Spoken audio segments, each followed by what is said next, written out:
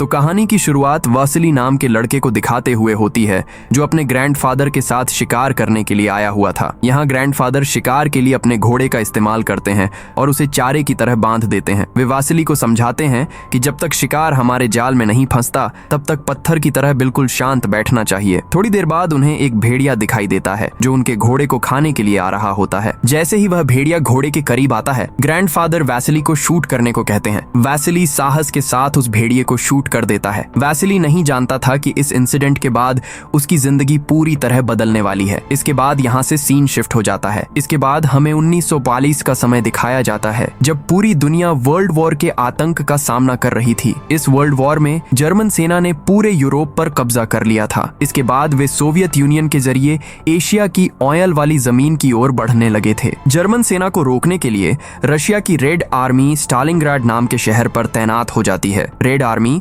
German सेना को आगे बढ़ने से रोकने लगती है, लेकिन जर्मन सेना इस शहर पर हमला करके काफी रशियन सैनिकों को मार देती है। इसी वजह से रेड आर्मी की मदद के लिए एक बैकअप फोर्स भेजी जाती है। तभी हम इस बैकअप फोर्स को एक ट्रेन में देखते हैं जिसमें वासिली भी होता है, जो अब एक अच्छा स्नाइपर बन चुका था। वहीं रशियन सेना स्टालिनग्राड शहर के आम लोगों को बाहर निकालकर शहर खाली करवा रही थी, ताकि ज्यादा से ज्यादा रशियन सैनिकों को इस शहर में रोका जा सके। इसके बाद रशिया की बैकअप फोर्स स्टालिनग्राड पहुंच जाती है। यहाँ से उन्हें एक बोट पर ले जाया जाता है। असल में रेड आर्मी उन्हें बोट के जरिए फ्रंट लाइन पर ले जा रही थी, जहाँ पर जोरदार युद्ध चल रहा था। जब बैकअप फोर्स युद्ध के मैदान को देखती है तो उन्हें समझ आ जाता है कि जर्मन सेना ने उन पर पूरी तरह काबू पा लिया है। उन्हें एहसास हो जाता है कि उन्हें यहाँ एक सुसाइडल मिशन पर भेजा गया है। इसी डर की वजह से कुछ सैनिक बोट से भागने की कोशिश करते हैं, लेकिन उन्हें भागते हुए देखकर उनके ही साथी उन पर गोली चला देते हैं और उन्हें शूट करके मार डालते हैं। इस बात का फायदा उठाते हुए जर्मन सेना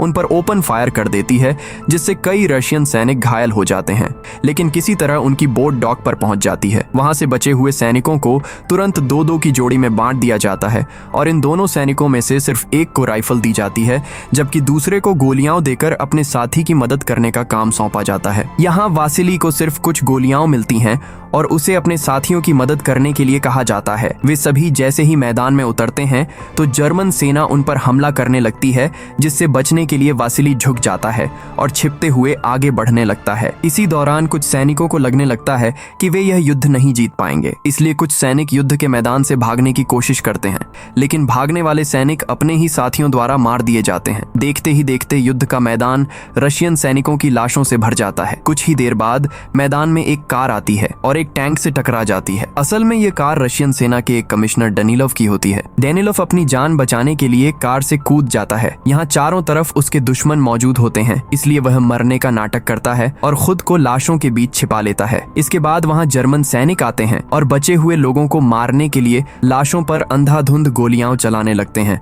तब डेनिलोव अपनी सांस रोक लेता है और किसी तरह अपने दुश्मनों से बच जाता है। जैसे ही जर्मन सैनिक वहाँ से थोड़ा दूर जाते हैं, तब डेनिलोव अपने मरे हुए सैनिक की राइफल उठा लेता है और जर्मन सैनिकों पर निशाना लगाने लगता है। दूसरी तरफ हम वासिली को देखते हैं, जो डेनिलोव की तरह मरने का नाटक कर रहा होता है। जब उसे अपने पास रखी राइफल के गायब होने का एहसास होता है तो वह डेनिलोव के करीब आता है। यहाँ डेनिलोव देखता है कि राइफल में गोलियां नहीं है। तब वासिली कमिश्नर को अपने हिस्से की गोलियां सौंप देता है और उसे बताता है कि जब यहाँ कोई ब्लास्ट होगा तभी तुम्हें गोलियां चलानी होंगी, जिससे वे लोग हमारी लोकेशन का पता नहीं लगा पाएंगे। अब क्योंकि डेनिलोव के पास राइफल चलाने की स्किल्स नहीं थी, इसलिए वह राइफल वासिली के हाथ में सौंप देता है। इसके बाद वहाँ एक और कार आती है, जिससे ब्लास्ट शुरू हो जाता है। इस मौके का फायदा उठाकर वासिली सभी जर्मन स्नाइपर्स को मार डालता है। वासिली की स्किल्स देखकर डेनिलोव काफी इंप्रेस हो जाता है, इसलिए वह हेडक्वार्टर्स पहुंचने के बाद वासिली की बहादुरी के बारे में एक नोट लिखता है। डेनिलोव उस नोट को अखबार में भी छपवाता है। इसी दौरान रेड आर्मी के हेड ऑफिसर को महसूस होता है कि उनकी सुरक्षा कमजोर हो रही है, क्योंकि उनके सैनिक देश के लिए जान देने को तैयार नहीं है, जिस वजह से उनकी सोवियत फोर्स भी कमजोर होती जा रही है। इसलिए चेयरमैन निकिटा अपने डिफेंस सिस्टम को दोबारा सही करने का फैसला करते हैं। इसके लिए निकिटा एक मीटिंग रखते हैं, जिसमें वे बड़े बड़े अफसरों से पूछते हैं कि सेना को मजबूत करने के लिए क्या किया जाए। इस पर डेनिलोव कहता है कि हमें अपनी सेना को उम्मीद देने की जरूरत है, जिसके लिए एक ऐसे हीरो की जरूरत है जो मातृभूमि की रक्षा के लिए सभी सैनिकों को मोटिवेट कर सके। इस पर निकिटा डेनिलोव से पूछते हैं कि क्या उसकी नजर में ऐसा कोई सिपाही है जो रेड आर्मी का हीरो बन सके। तब डेनिलोव डैनिलोव उन्हें वसीली के बारे में बताता है, जिसे सुनकर निकिटा काफी इम्प्रेस हो जाते हैं और उसकी स्टोरी सभी न्यूज़पेपर्स में छापने का आदेश देते हैं। इसके बाद वसीली की स्किल्स को देखते हुए उसे स्नाइपर डिवीजन में ट्रांसफर कर दिया जाता है। साथ ही उसकी कहानी पूरे देश में फैल जाती है, जिससे वह काफी फेमस हो जाता है। धीरे धीरे उसे रशियन सेना का आइकन मान लिया जाता है और जब भी कोई नया लड़का सेना में भर्ती होता है तो वह वसीली की तरह बनने का सपना देखने लगता है। इसी तरह समय बीतता जाता है और वसीली लगातार जर्मनों को मारने लगता है, जिससे जर्मन सेना युद्ध हारने लगती है। इसलिए वे वसीली को मारने के लिए मेजर कोनिग को बुलाते हैं, जो जर्मन सेना का एक मशहूर स्नाइपर होता है। दूसरी तरफ हम वसीली को एक मिशन पर देखते हैं। इस मिशन के दौरान उसकी मुलाकात साशा नाम के एक लड़के से होती है। साशा वसीली को बताता है कि वह उसका बहुत बड़ा फैन है और उसी की तरह बनना चाहता है। साथ ही वह वसीली को अपने घर पर इनवाइट करता है, जिसे वसीली मान लेता है और उसके घर चला जाता है। वहाँ उसकी मुलाकात साशा की माँ मिसेस फिलिपोव से होती है। तभी वहाँ डैनिलोव आ जाता है और वसीली को उसके फैंस के लेटर्स देते हुए कहता है कि तुम्हें अपने फैंस को जवाब देना चाहिए। इसलिए वसीली अपने फैंस को जवाब देने के लिए लेटर्स लिखना शुरू कर देता है। कुछ देर के बाद वहाँ टान्या नाम की लड़की आती है, जो एक सैनिक है और मिसेस फिलिपोव उसके लिए एक परिवार की तरह है। यहाँ वसीली तान्या को बताता है कि मैंने स्टालिनग्राड जाते समय तुम्हें ट्रेन में देखा था, जिस पर तान्या कहती है कि मैंने तुम्हें पहले कहीं नहीं देखा, लेकिन अखबार में तुम्हारे न्यूज पढ़ी है, इसलिए मैं तुम्हें पहचानती हूँ। यहाँ डैनिलोव और वसीली दोनों को टान्या बहुत पसंद आती है और वे उसमें इंटरेस्ट लेने लगते हैं। तभी डैनिलोव को पता चलता है कि टान्या को जर्मन भाषा आती है, इसलिए वह उसे हेडक्वार्टर्स में जवाब देने के लिए देता है, ताकि वह जर्मन फोर्स को समझ सके और उनकी मदद कर सके। लेकिन टान्या यह काम करना नहीं चाहती थी। तब डैनिलोव उसे बताता है कि तुम यह जवाब देकर बहुत सारे सैनिकों की जान बचा सकती हो, इसलिए टान्या उसकी बात मान जाती है। अगले दिन वसीली को पुरानी डिपार्टमेंट स्टोर में तैनात किया जाता है, क्योंकि वहाँ एक जर्मन स्नाइपर उनकी सेना के लिए परेशानी खड़ी कर रहा था। जब वसीली वहाँ पहुँचता है तो उसे खिड़की के पास एक शैडो दिखाई देती है। तब वह उस पर शूट करके उस स्नाइपर को मार डालता है। वसीली की स्किल्स देखकर उसके साथी इंप्रेस हो जाते हैं। इसके बाद वसीली अपने एक साथी के साथ उस मरे हुए स्नाइपर का टैग लेने जाता है और अपने दूसरे सैनिक से उन्हें कवर करने को कहता है। तभी अचानक एक जर्मन स्नाइपर वसीली के दूसरे सैनिक को शूट करके मार देता है, जिससे वसीली समझ जाता है कि जिस शैडो पर उसने गोली चलाई थी वह कोई स्नाइपर नहीं था, बल्कि जर्मन स्नाइपर ने उन्हें अपने जाल में फंसाने के लिए चाल चली थी। असल में यह जर्मन स्नाइपर कोनिग था, जिसे अभी वसीली को मारने के लिए लाया गया था। इसी बीच जर्मन सेना के प्लेन बिल्डिंग्स पर बम गिराने लगते हैं,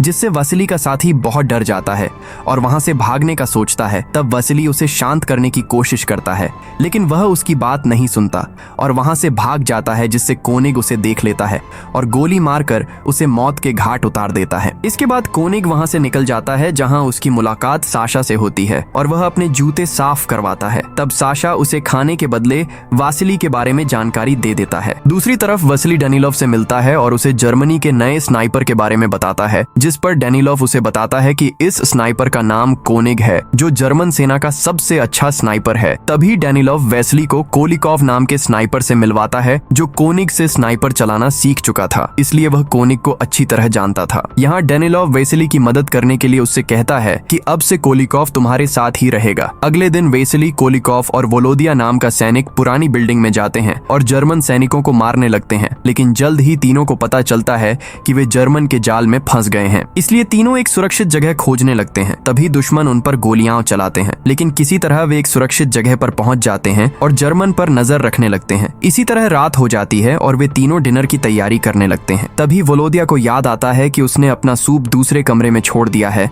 इसलिए वह सूप लेने के लिए भागता है। इस दौरान वहाँ जर्मन आ जाते हैं और वोलोदिया को पकड़कर अपने साथ ले जाते हैं। यहाँ जर्मन उससे वसीली के ठिकाने के बारे में पूछते हैं, जिस पर वह कुछ भी बताने से इनकार कर देता है, जिससे जर्मन उसे अपनी यूनिफॉर्म पहनाकर बाहर भेज देते हैं। यहाँ वोलोडिया की यूनिफॉर्म देखकर कोलिकॉव को लगता है कि वह जर्मन सैनिक है, इसलिए कोलिकॉव उसे शूट कर देता है, जिससे जर्मन को उनकी लोकेशन का पता चल जाता है। तब कोलिकॉव जर्मन की लोकेशन पता लगाने के लिए एक हेलमेट को खिड़की पर उठाता है, जिसे देखकर जर्मन उस पर शूट कर देते हैं, जिससे उन्हें भी जर्मन की लोकेशन का पता चल जाता है। इसके बाद वसीली और कोलिकॉव अपनी लोकेशन बदल लेते हैं, जिस बारे में कोनिग को पता चलता है। तब कोनिग मौका देखकर कोलिकॉव को शूट कर देता है, जिससे वह मर जाता है। यहाँ कई सैनिकों के मरने के बावजूद निकिटा डैनिलोव पर कोनिग को मारने का दबाव डालता है। इसके अलावा कोन्या डैनिलोव को वापस आर्मी में ट्रांसफर करने के लिए कहती है, क्योंकि वह हेडक्वार्टर्स में नौकरी नहीं करना चाहती थी। इसके बाद वसीली अपने साथियों की मौत से दुखी होकर हेडक्वार्टर्स लौटता है, जहां डैनिलोव उससे वादा करता है कि वे कोनिग के बारे में और और अधिक जानकारियां जुटाएंगे ताकि वह उसे आसानी से मार सके। साथ ही उसे बताता है कि कोन्या डैनिलोव बैटलफील्ड में जाना चाहती है, लेकिन हमें हेडक्वार्टर्स में उसकी बहुत जरूरत है, इसलिए तुम्हें उससे बात करके उसे समझाना होगा। तब वेस्ली तान्या डैनिलोव को समझाने की कोशिश करता है, जिस पर तान्या डैनिलोव उसे बताती है कि जर्मन ने मेरे पेरेंट्स को मार डाला था, इसलिए मैंने आर्मी ज्वाइन की ताकि मैं उनकी मौत का बदला ले सकूं। वसीली उसकी बातों को समझता है और उसके निर्णय का समर्थन करते हुए उसे कोलिकोव की राइफल दे देता है। दूसरी तरफ कोनिग वसीली के ठिकाने के बारे में पता लगाने के लिए एक बार फिर साशा से मिलता है, जिस पर साशा उसे वसीली के ठिकाने के बारे में बता देता है और अगले ही दिन कोनिग उस लोकेशन पर चला जाता है और वासिली के आने का इंतजार करने लगता है। थोड़ी देर बाद वेस्ली और उसके साथी पाइप्स के जरिए उस जगह पर आते हैं। तभी कोनिग उसे देख लेता है और जल्दी से उस पर शूट कर देता है, जिससे वेस्ली की राइफल नीचे गिर जाती है और उसका एक साथी घायल हो जाता है। यहाँ वेस्ली जल्दी से एक चट्टान के पीछे छिप जाता है और अपने साथी को वापस हेडक्वार्टर्स लौटने को कहता है। तब वासिली का साथी हेडक्वार्टर्स पहुंचकर तान्या और डैनिलोव को सारी बातें बताता है। तभी जर्मन सेना के प्लेन वहां बम गिराकर चले जाते हैं, जिससे पूरी बिल्डिंग हिल जाती है और हर जगह कांच के टुकड़े बिखर जाते हैं, जिससे कोनिग को एक कांच के टुकड़े में वसीली क्लियर दिखाई देने लगता है। इसी दौरान तान्या भी वहां आ जाती है। तब वासिली उसे अपने पास आने से रोकता है। इसके बाद वासिली भी उस कांच की मदद से कोनिग को देखने लगता है, इसलिए वह तान्या को इशारा करके उसके बारे में बताता है और फिर उसे कांच के टुकड़े की मदद से लाइट रिफ्लेक्ट करने को कहता है, जिस पर तान्या एक कांच के टुकड़े से उस कांच पर लाइट रिफ्लेक्ट करती है, जिससे कोनिग उन्हें देख रहा था। ऐसा करने से रिफ्लेक्ट हुई लाइट सीधे कोनिग की आंखों में चली जाती है, जिससे उसे कुछ देर के लिए कुछ दिखाई नहीं देता है। इस मौके का फायदा उठाकर वसीली अपनी राइफल उठाता है और कोनिग को शूट कर देता है, जिससे गोली कोनिग के हाथ में लग जाती है, इसलिए वह वहां से चला जाता है। इसी शाम वासिली और तान्या अपने साथियों के साथ अपनी छोटी सी जीत का जश्न मनाते हैं। अगले दिन वासिली डैनिलोव से कहता है कि मैं एक आम सैनिक बनना चाहता हूँ, क्योंकि जब से मैं आर्मी का हीरो बना हूँ तब से मेरे ऊपर बहुत ज्यादा प्रेशर है। डैनिलोव उसकी बात से इनकार करता है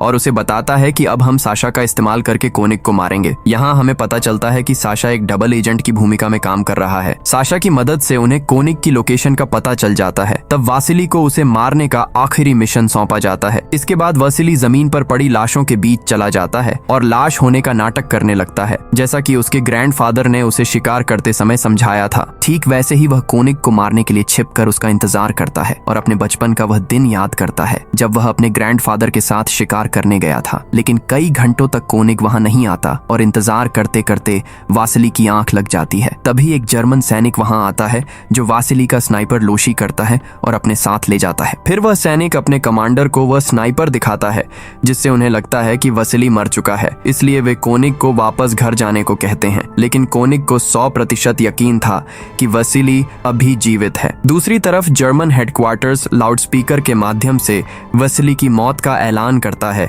जिससे सभी सैनिक बहुत खुश हो जाते हैं।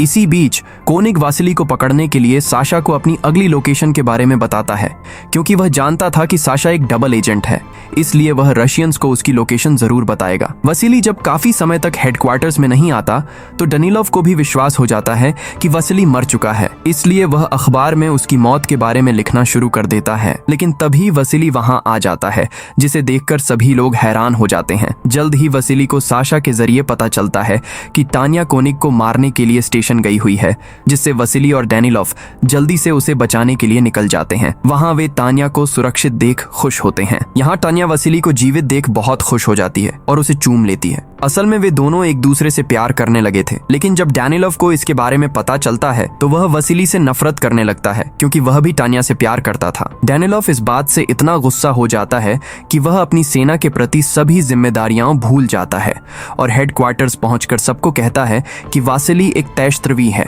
इसी बीच कोनिग को भी पता चल जाता है कि वासिली जिंदा है।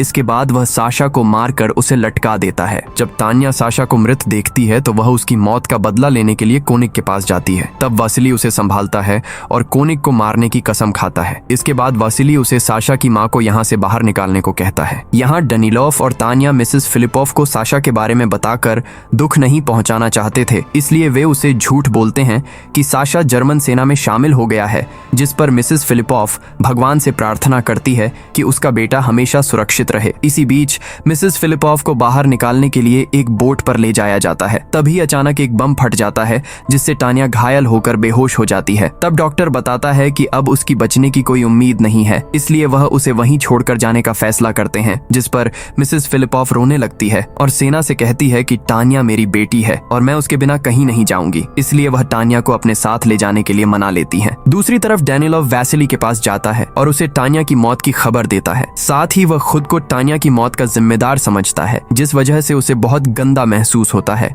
और वह खुद को मारना चाहता है। इसीलिए वह कोनिग के सामने आ जाता है। तब कोनिग उसे शूट करके मार देता है। यहाँ कोनिग को लगता है कि उसने वसिली को मार दिया है, इसलिए वह जीत की उम्मीद करते हुए आगे बढ़ता है, जहाँ वसिली पहले से ही उसका इंतजार कर रहा होता है।